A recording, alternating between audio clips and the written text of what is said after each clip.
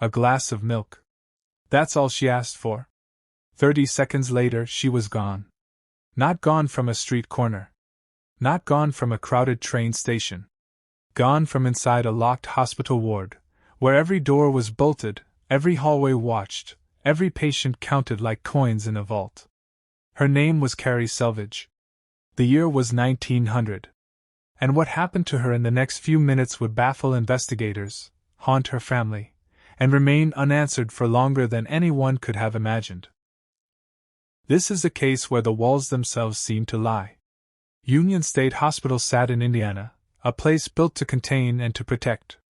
Carrie had been admitted after what doctors of the era called a nervous breakdown, a vague diagnosis for a time when mental illness was misunderstood and mercilessly managed. Patients here weren't just treated. They were watched. Hourly rounds. Locked wards. Barred windows. This was not a building people slipped out of by accident.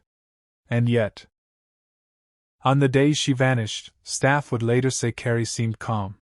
Settled even. Nothing about her behavior raised alarm.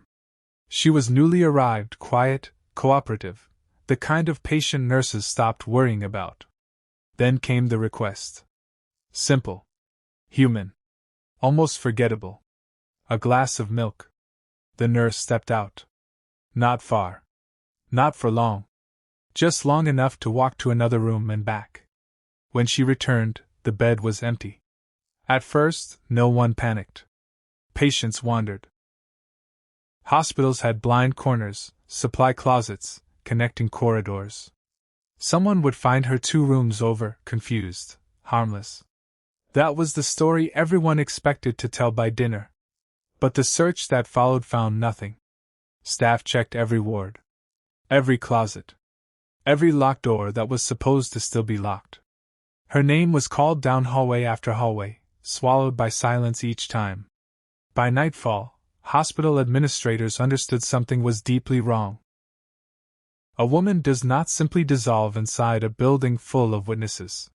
So the search grew. Police arrived. Officers combed the grounds. They pushed into the tree line surrounding the hospital, checked ditches along the roads, questioned everyone who had been on shift that day. Somewhere, someone reasoned, a woman in a hospital gown must have been seen. A face like that doesn't slip past the town unnoticed. Except it did. No one saw her leave. Not a farmer on the road. Not a neighbor near the fence line.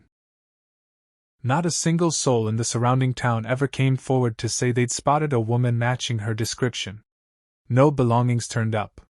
No clothing snagged on fencing. No trace along the riverbanks or the woods that stretched for miles behind the hospital. Her family clung to the only comforting version of events, that she'd escaped, disoriented but alive, and was out there somewhere trying to start over. It was a fragile hope. But it was better than the alternative. Weeks passed. Then months. Every lead dried up before it could become anything. Every rumor collapsed under questioning. The case that should have had an obvious answer somehow refused to produce one. And here is where the mystery turned strange. Locked institutions like Union State weren't built with blind spots. They were built specifically to prevent this exact scenario, a patient slipping away unseen. Every hallway led to a watched exit. Every door required a key that staff carried, counted, and accounted for.